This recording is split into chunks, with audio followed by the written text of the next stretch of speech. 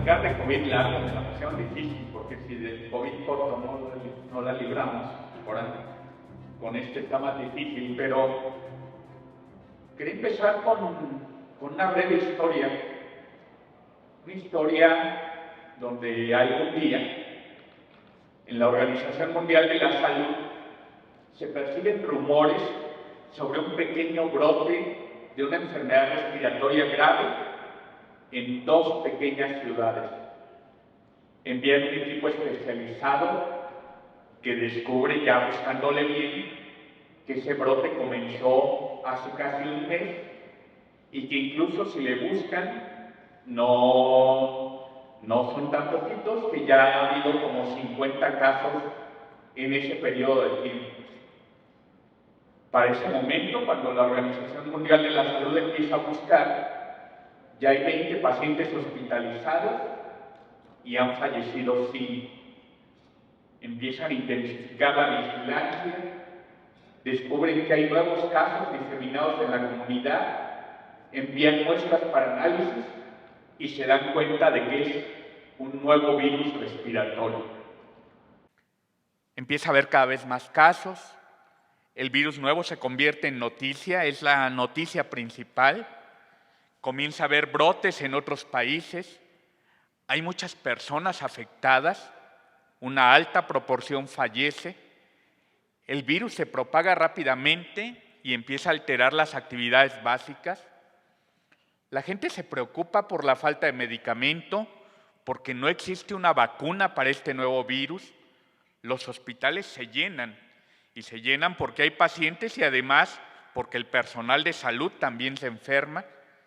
En las siguientes semanas se deterioran aún más los servicios sanitarios y otros servicios básicos, y la pandemia se extiende por todo el mundo.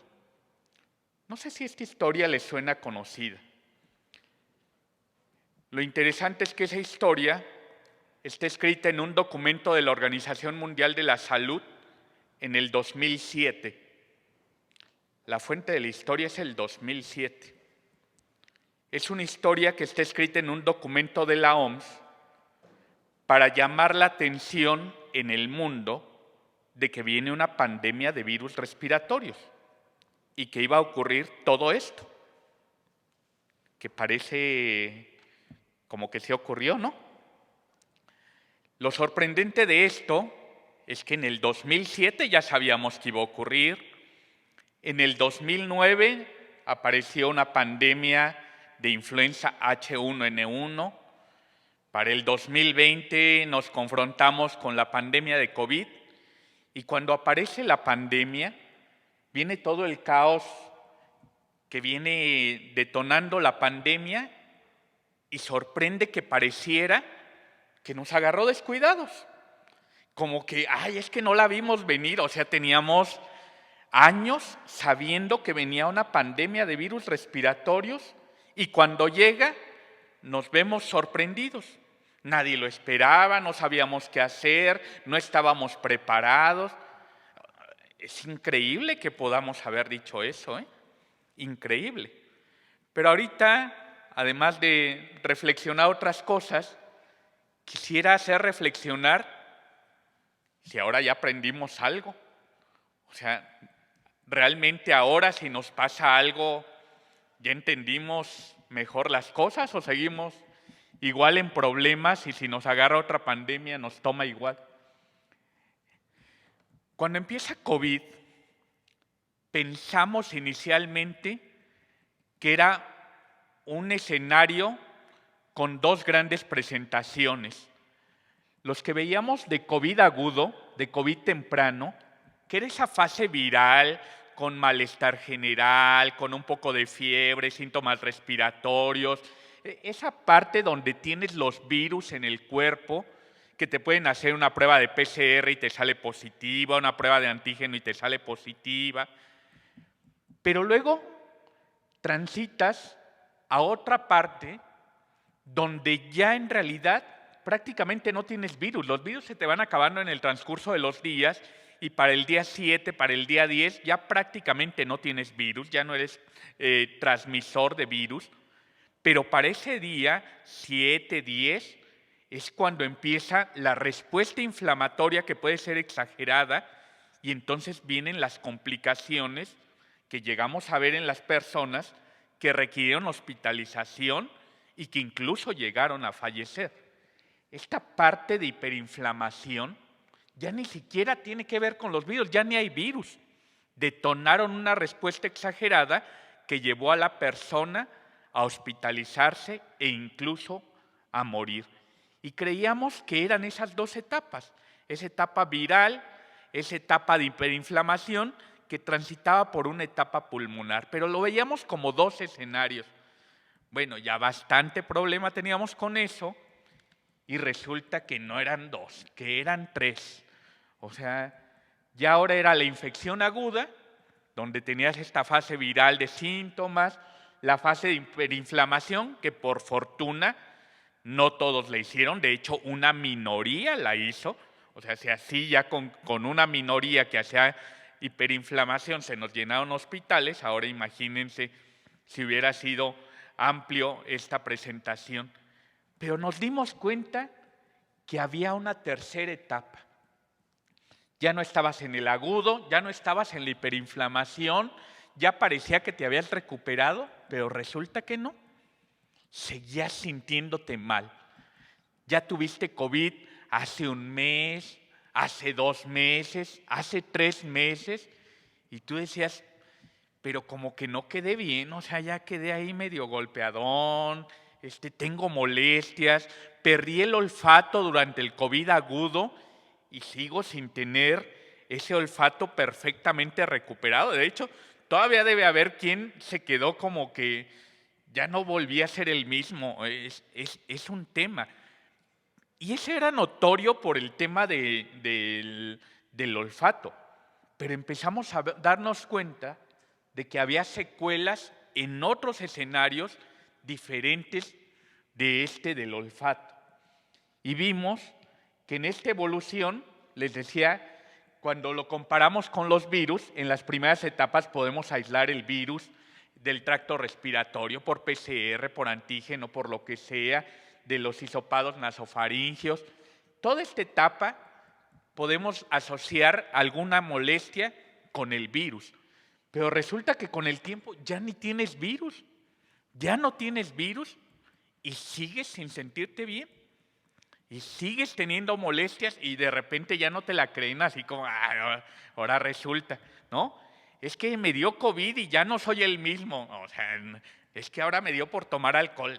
Ya tampoco le busquen el pretexto, ¿no? Pero resulta que la gente ha cambiado. La gente fue teniendo dificultades y no ha logrado recuperarse por completo y empezamos a ver este escenario que llamamos COVID largo. Y ese COVID largo tiene componentes en el aparato musculoesquelético, en los pulmones, en el cerebro, en el corazón, en la piel, en los vasos sanguíneos, en el riñón. Está resultando tanto o más complejo que el COVID corto, que el COVID agudo. O sea, ahora resulta que ya la libraste en el agudo, que ya la libraste incluso de una hospitalización, te pusiste grave y sobreviviste, pero no vuelves a ser el mismo. Te quedas con molestias de COVID largo, de COVID posagudo, de COVID crónico. Ahorita van a ver, ni siquiera nos hemos puesto de acuerdo cómo decirle. O sea, hay artículos completos buscando un consenso. A ver, ya cómo le vamos a decir a esto, y todavía no sabemos cómo decirle. Si lo empezamos a buscar en la literatura, lo podemos encontrar como COVID largo, como síndrome post-COVID, como condición post-COVID, COVID persistente, condiciones post-COVID, secuelas posagudas de COVID. Cualquiera de esos términos se refiere prácticamente a lo mismo. Te dio COVID, te recuperaste de COVID, sobreviviste al COVID, pero ya no quedaste igual y se vuelve un verdadero problema. Y podríamos, como les decía, buscar manifestaciones en cualquier sitio. Y si uno le empieza a buscar, piénsenlo ustedes mismos, para sí mismo, para la gente cercana a ustedes, y la mayor parte de la gente que tiene COVID experimentó algo post-COVID. Aquí entraría lo más frecuente, tal como está representado, como que te quedaste con la pila baja, como que ya no cargas bien, ya te duermes, pero ya no soy el mismo. Esta parte de fatiga, de malestar general, desde que me dio COVID, como que ahora ya vivo cansado, o sea, y te digo, ya ni te la creen así como, es que te la pasas durmiéndote en la chamba, ¿no? Es que sí, de verdad quedé descompuestito después de esto. Y la gente, cuando le haces cuestionarios específicos, sí tiene cuestiones de fatiga, de malestar, pero cuando ves el aspecto neuropsiquiátrico, ha habido incremento de ansiedad, de depresión, de insomnio. La gente cambió su capacidad de poder descansar bien, de poder dormir bien, de conciliar el sueño, y esto que han llamado como neblina mental. O sea, como que, no sé, como que algo tengo. O sea, ya no pienso igual, se me olvidan las cosas. El problema es que luego se nos va juntando con lo que de por sí ya uno va llegando a una edad donde ya se le olvidan las cosas, y yo digo, ya se me olvidan las cosas por la edad o se me olvidan por la neblina mental del COVID, ya ni sé, ¿no? O me duelen los huesos y ya digo, es que va a llover, ¿no? Y así, ya no sabes si es por los años o es por COVID. Se te van juntando cosas, pero es un hecho que ha habido manifestaciones sistémicas, neuropsiquiátricas, la gente que se queda con tos seca, ¿eh? Yo en la consulta he visto gente que lleva 3 meses, 6 meses, 1 año después de que le dio COVID y siguen con tos. Y es que me molesta la garganta, es que siento la garganta seca y ni cómo ayudarles. O sea, ¿qué le haces? O sea, ya no tiene COVID, ya no tiene ese problema, pero siguen teniendo molestias. Molestias cardiovasculares, miocarditis, palpitaciones, manifestaciones renales, dermatológicas, gente que empezó a hacer rash, caída de cabello. Ha sido una gama tan amplia de manifestaciones post-COVID que todavía ni siquiera no le atinamos al nombre, no nos ponemos de acuerdo cómo le vamos a llamar a esta entidad que queda después de COVID, y no alcanzamos a identificar la magnitud de manifestaciones que puede tener, hematológicas, gastrointestinales, endocrinas, pulmonares, gente que sigue teniendo disnea, por ejemplo. O sea, pero es que usted ya satura 95, pero siento que me falta el aire. Mire, hasta se me va el suspiro. O sea, es algo real. Y de repente hemos caído en esa parte de, yo creo que nomás está inventando cosas. En un estudio que hicieron en Wuhan, ustedes saben, Wuhan es la parte donde hubo los primeros casos de COVID, hicieron un estudio para ver gente 2 años después de haber estado hospitalizados por COVID. Obviamente ya si estuvo hospitalizado por COVID, como que ya no fue un COVID levecito, ya meritó hospitalización, pero esas personas que sobrevivieron a estar hospitalizadas por COVID, las ven 2 años después y checan cómo está. Lo interesante es que una gran proporción de la gente seguía teniendo secuelas. A pesar del tiempo, los individuos que tenían secuelas disminuyeron de 68% a los 6 meses a 55% a los 2 años. Pero 2 años después, más de la mitad de la gente que había sobrevivido a una hospitalización seguía teniendo fatiga o debilidad muscular. O sea, sí es algo preocupante, o sea, es algo que impacta en tu vida diaria, en tus actividades. Cuando buscan otros síntomas de COVID prolongado, COVID largo, también disminuye su capacidad de hacer ejercicio, anomalías psicológicas, este tipo de cosas que les mencionaba. Por ejemplo, ansiedad o depresión había en el 23% a los 6 meses, pero a los 2 años todavía el 12% tenía ansiedad o depresión. Ya pasaron 2 años de que te hospitalizaron, todavía tiene síntomas de ansiedad o depresión. Proporción de gente con capacidad reducida para caminar, 8% todavía a los 2 años. 89% de los sobrevivientes de COVID habían regresado a su trabajo original independientemente de la gravedad inicial, pero 11% tuvieron una hospitalización por COVID y tuvieron alguna secuela que ya les impidió regresar a su trabajo original. Es decir, COVID sí te deja problemas no en corto, te deja problemas a largo plazo que no hemos sabido identificar por completo. Les decía, no nos ponemos de acuerdo en el nombre, no nos ponemos de acuerdo en la definición.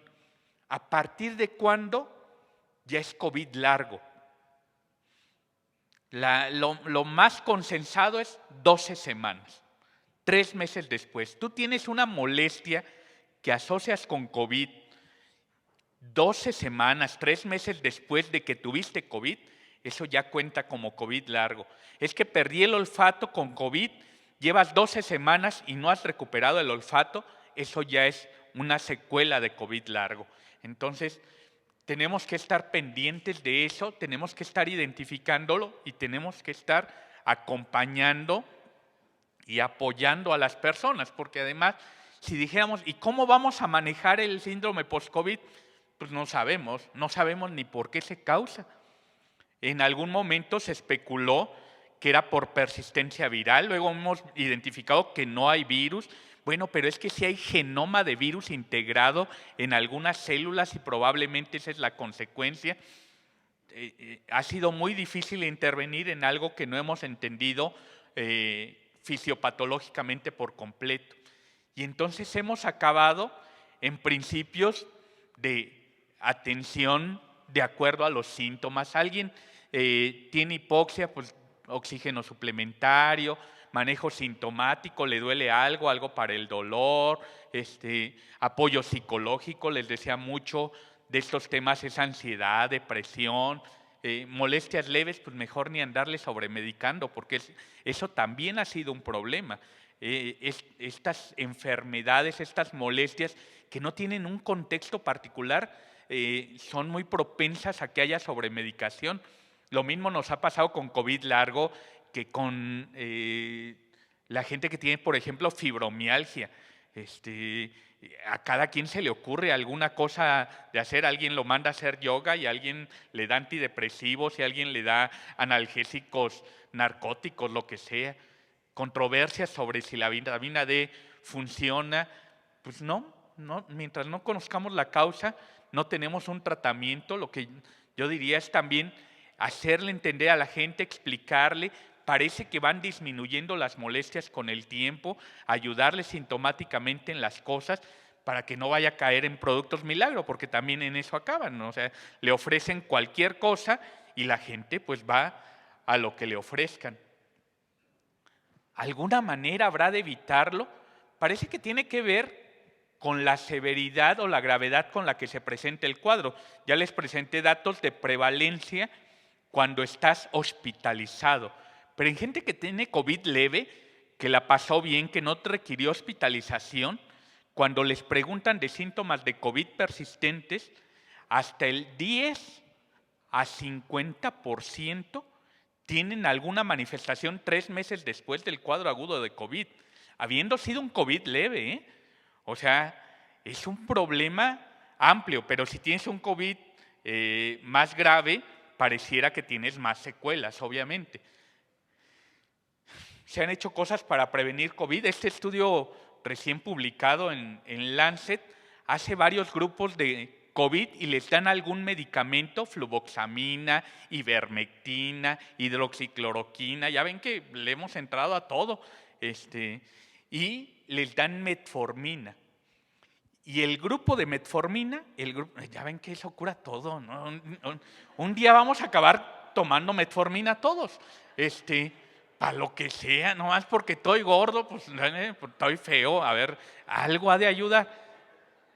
Bueno, en COVID largo, en intervención, estás en el agudo y en los primeros días de la enfermedad, te empiezan a dar metformina, vean, y ustedes dirán, bueno, ¿y eso qué? Pero del 10% de los que recibieron, de los que recibieron placebo, 6% de los que recibieron metformina desarrollan síntomas de COVID largo. Entonces, hay una disminución más o menos del 41% en el riesgo de desarrollar COVID largo. La verdad es que hay que irle apostando a lo que sea, o sea, quedarte con secuelas que luego ya no puedes manejar es complejo. Y este ha sido de los pocos estudios que han demostrado, les comentaba hace ratito, por ejemplo, con vitamina D ha habido ahí datos controversiales, pero este es de los que parece que han demostrado algo. Hay que seguir buscando en eso, se nos está volviendo un problema importante. Y entonces, yo retomaría, el problema de COVID largo es una secuela de COVID. No tenemos mucho para prevenir COVID largo, y entonces yo diría tendríamos que voltear a prevenir el COVID corto. O sea, pareciera que ya se nos olvidó ese asunto, ¿eh? O sea, deberíamos evitar tener COVID. Ya parecía que lo normalizamos y no. Que te dé COVID, aunque no te mueras, puede detonar que tengas complicaciones a largo plazo. Y entonces debemos prevenir. ¿Y cómo debemos prevenir? Yo les hacía la reflexión al inicio, demostremos que ya aprendimos algo. Al principio no entendíamos muy bien cómo se transmitía COVID y empezamos a pensar con cosas como el contacto directo, el contacto indirecto, y ya ven que no queríamos saludar y tocar cosas y andábamos haciendo cosas así. La gente tenía miedo de traer COVID en la ropa, había tutoriales en YouTube de cómo desnudarte sin que te vean los vecinos y ya entrar a la casa con otra ropa porque te daba miedo entrar a tu casa con la ropa con la que estuviste en tu actividad cotidiana. Un día nos dimos cuenta que el contacto directo e indirecto prácticamente no tienen un rol en COVID. Y la transmisión de COVID tiene dos grandes componentes. La de gotas grandes. Las gotas grandes son las que uno hace cuando habla, tose o estornuda, y las gotas grandes, como son grandes, tú las avientas y son atraídas por la gravedad y caen aquí. Caen a una distancia de no más allá de 1 metro. Entonces, si yo tuviera COVID y estoy aventando gotitas, no puedo contagiar a quienes están aquí porque tienen demasiada distancia. El problema es que también vimos que juegan un rol las gotas chiquitas. Las chiquitas, las de menos de 5 micras, aerosoles les llamamos, y esas gotas chiquitas también salen al hablar, al toser o al estornudar, pero como son más chiquitas se quedan flotando en el ambiente y esas sí pueden viajar mayor distancia o persistir en el ambiente.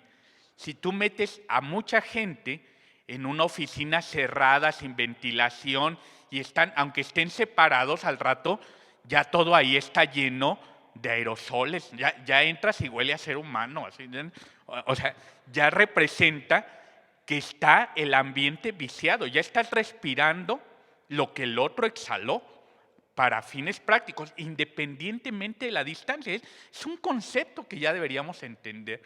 Y entonces ya deberíamos haber aprendido a prevenir, ya debimos aceptar que hicimos barbaridad y media, o sea, teníamos cosas de prevención como es, no sé a quién se le ocurrió, o sea, que por aquí entras y por acá sales, o sea, que con eso ibas a prevenir COVID, o sea, ¿eso qué previene? No sé, pero a alguien se le ocurrió eso de ajustar la entrada, la salida, nebulizar cosas.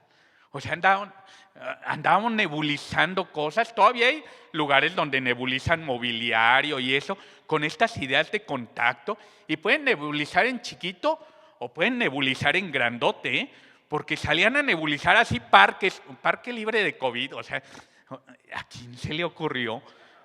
Pero de verdad que somos bien creativos, o sea, para prevenir COVID se creó lo que fuera, o sea, de verdad no sé cómo le vamos a explicar a los extraterrestres cuando vean, oigan, ¿qué hicieron ustedes para COVID? No, pues pusimos tapetes sanitizantes, o sea, O sea, el concepto era, tú llegas a un lugar, pisas en un tapete y ya sales libre de COVID. O sea, el COVID estaba en los zapatos o qué, ¿no? O sea, ¿de dónde se le ocurrió a alguien alguna barbaridad?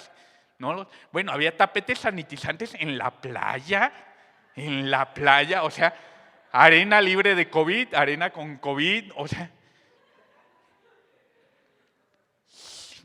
ya es momento de hacer un acto de constricción, pídanle perdón a Dios, ya hicimos muchas barbaridades y hagámoslas de a de veras. ¿Qué se sirve para prevenir? ¿Qué nos puede librar de tener COVID? Pues como es obvio, o sea, si entendemos cómo se transmite, entendemos cómo se previene. Se transmite por gotas grandes, se transmite por gotas chiquitas, cubrebocas, distancia, ventilación, vacunación. Yo diría, evitemos tener COVID con esas 4 cosas. Cubrebocas. O sea, ya debemos entender el rol que tienen los cubrebocas y deberíamos volver a mantener esa idea de que si yo estoy muy cerca de alguien o metido en un ambiente, yo me tengo que subir al transporte público, al metro, y voy a estar todo amontonado y voy a tener a alguien respirándome aquí, traigo un cubrebocas, o sea, para que no me salten las gotitas grandes, las gotitas chicas, por lo que sea, o sea, eso ya lo deberíamos haber aprendido, ¿eh? Que también eso de si andas caminando en la calle al aire libre y con el cubrebocas, pues no tiene sentido. O sea, la gente que va en el coche con el cubrebocas, como decían por ahí, eso es como usar condón cuando duermes solo. O sea, hay que usar la prevención cuando se necesita, pero cubrebocas tiene un escenario y no tiene un escenario para COVID. Tiene un escenario para enfermedades respiratorias, para COVID, para influenza, para sincicial respiratorio, para enterovirus, para rinovirus, para neumococo. Es algo que ya debemos haber entendido. Ya deberíamos saber que hay contextos en los que tenemos que usar cubrebocas. Yo ya no entro a ver pacientes al hospital sin cubrebocas. Yo ya no estoy en un ambiente encerrado si no traigo un cubrebocas. Distancia, o sea, ya aprendamos a cuidar nuestro espacio vital, hazte para allá, o sea, es importante, es fundamental cuidar la distancia, ¿no? Que la gente no te hable aquí, que la gente no te aviente gotitas en la cara, o sea, sí es importante, ya deberíamos haber aprendido ese tipo de cosas. Ventilación, que los lugares estén ventilados. Uno puede percibir un lugar como este, es un espacio amplio y sería muy difícil que se saturara de virus. Es un espacio amplio, es un espacio con puertas grandes. Así debemos estar. ¿Cómo sabemos que un lugar está bien ventilado? Estas cosas, los medidores de dióxido de carbono. Tú usas un medidor de dióxido de carbono y ves cuánto dióxido de carbono hay. Es decir, cuánto de lo que estamos exhalando se está manteniendo en el área donde estamos. Y lo ideal es que andemos abajo de 700, ¿no? Nosotros, por ejemplo, en el Hospital de Alta Especialidad, cuando reiniciamos actividades después de COVID, en la sesión general del auditorio, empezamos a hacer monitoreos como esos. Y decíamos, a ver, ya abrimos el auditorio, ya volvimos a retomar actividades porque no nos la podíamos pasar sin tener actividades. Dejábamos distancia todavía, si se fijan. Y vean, medimos el dióxido de carbono y decíamos 500. Estamos bien. El problema es que conforme iba transcurriendo la sesión, vean, ya 865. O sea, ya se empieza a acumular el dióxido de carbono. Ya estás respirando lo que el otro está exhalando. ¿Qué hicimos? Nuestro auditorio tiene puertas al frente y tiene puertas atrás. Abrimos unas, abrimos otras, empieza a circular el aire y vean cómo se mantiene el CO2 durante la sesión. Eso ya deberíamos aprender en nuestra oficina, en nuestra casa, en la escuela. Hay que ventilar los lugares.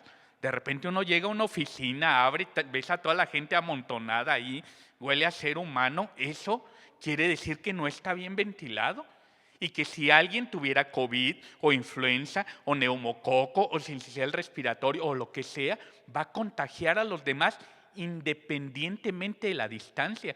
Ya está lleno de aerosoles ahí en ese sitio. Debemos demostrar que verdaderamente fuimos capaces de aprender algo en todo este relajo que vivimos. Y vacunación. Evidentemente, vacunación. La vacunación va a ser algo que nos va a ayudar, que nos ha ayudado. Hoy día podemos ver que hay COVID. Actualmente hay circulación de COVID. Y todos podemos atestiguar que no hay ni la hospitalización ni la mortalidad que llegamos a ver antes. ¿Qué es lo que ha hecho que ahorita, a pesar de circular COVID, no tengamos esa mortalidad ni ese grado de hospitalización que vivimos en las etapas iniciales de la pandemia? Que tenemos inmunidad. Inmunidad lograda por la vacunación, inmunidad lograda por enfermedad o lo que es todavía mejor, inmunidad híbrida. Cuando estás vacunado y además ya te dio enfermedad, ya tienes la mejor inmunidad. La mejor inmunidad es la inmunidad híbrida. Y vean, ¿quién de aquí ha recibido una vacuna actualizada? No la tenemos accesible, pero tenemos protección. Tenemos protección por vacunas previas de virus originales y por enfermedad previa. Y funciona. ¿Y a qué voy con ese tema? En la vacunación nos la hemos vivido peleando con un montón de cosas, ¿eh? O sea, si a mí me dicen, ¿tienes esta vacuna original o esta vacuna actualizada? ¿Cuál quieres? Esta.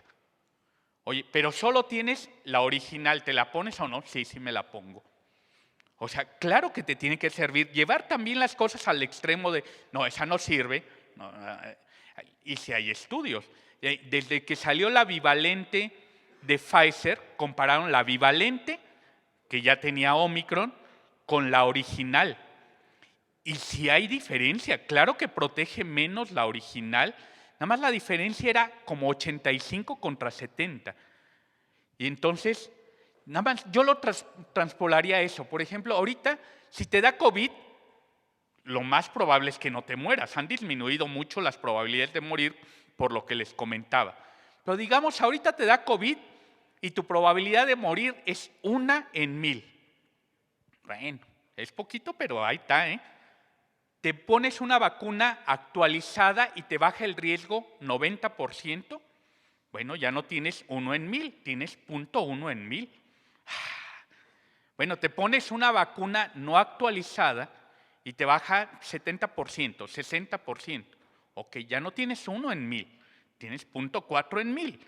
O sea, yo sin duda alguna apostaría por una más actualizada. La historia nos lo ha enseñado con influenza, actualizamos el antivirus anualmente. Pero ahorita, si me dicen, pues la que hay es la original, pues me pongo la original, ¿eh? O sea, es importante seguir impulsando la vacunación, si no yo creo que también vamos a acabar nosotros impulsando la no vacunación o la antivacunación. O sea, debemos cuidar el discurso de lo que decimos. Porque además esto no se acaba. Oficialmente ya se acabó la pandemia, pero pues, la pandemia va a seguir. Uno decía, bueno, el fin de la pandemia, ya vamos en Omicron, ya nomás faltan 9 letras, ya casi la hacemos. Pero pues no, yo creo que nos vamos a seguir luego con el alfabeto chino o algo así. O sea, esto no tiene fin. O sea, vamos a seguir teniendo COVID por los siguientes años. Seguimos teniendo influenza. Estoy leyendo una novela sobre influenza y no sabemos desde cuándo hay influenza, porque antes no sabíamos diagnosticar influenza, pero hay descripciones que parecen influenza como del 400 antes de Cristo y seguimos con influenza. Así que con COVID yo creo que ahí nos van a encontrar. Entonces eso es algo muy importante. Así que hay que demostrar que aprendimos algo. De verdad, demostremos que ha habido una terquedad con la gente de cuando ya nos quitamos el cubrebocas, nos van a obligar a usar cubrebocas. No, nadie te tiene que obligar. O sea, tú entiendes que hay escenarios donde debes usar cubrebocas por tu salud, porque no te caigan gotitas, por el mal aliento, no sé, por lo que sea, por piedad, ¿no? O sea, ya debemos haber aprendido algo de todo lo que nos pasó. Y yo creo que sí lo vamos a lograr. Esta es una imagen que me gusta porque representa algo que hemos logrado. Esta imagen de ver a alguien tomando agua de botellita es cotidiana, es muy común. Pero quienes ya tenemos unos añitos, sabemos que eso no lo hacíamos de niños. O sea, tomar agua de botellita, no, si éramos de los de antes. O sea, tomábamos agua de la llave, de una manguera. O sea, y ahora tomamos agua de botellita. ¿Por qué tomamos agua de botellita? El traslape de esto ocurrió con los grandes brotes de cólera, la mortalidad y la morbilidad asociada a cólera, a hepatitis A, a salmonela, a todas las enfermedades gastrointestinales, hasta que un día aprendimos que había que tomar agua limpia. Y un día aprendimos a tomar agua limpia y un día alguien comercializó el agua limpia embotellada y nos acostumbramos a eso. Pero aprendimos a tomar agua limpia. A alguien lo obligan a que tome agua embotellada y no agua de la llave, ¿no? Pero ya nos acostumbramos al agua embotellada, a tomar agua limpia. Es decir, se nos cambió en algún momento el chip sin que nadie nos obligara. Logramos un cambio generacional y yo creo que nuestros hijos u otra generación va a crecer con un cambio en el chip generacional de prevención respiratoria.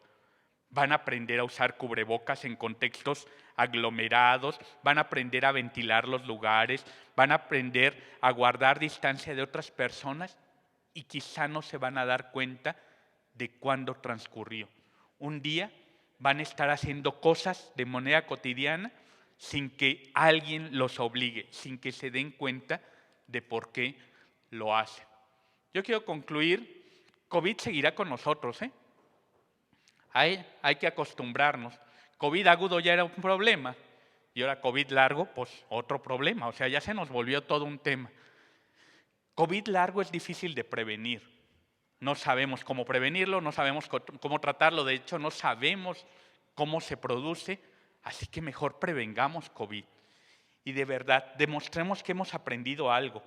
El mundo, nuestras familias, nosotros mismos vivimos muchos problemas en esta pandemia. Demostremos que aprendimos algo. Si salimos de todo esto sin haber aprendido algo, sí es un despropósito totalmente.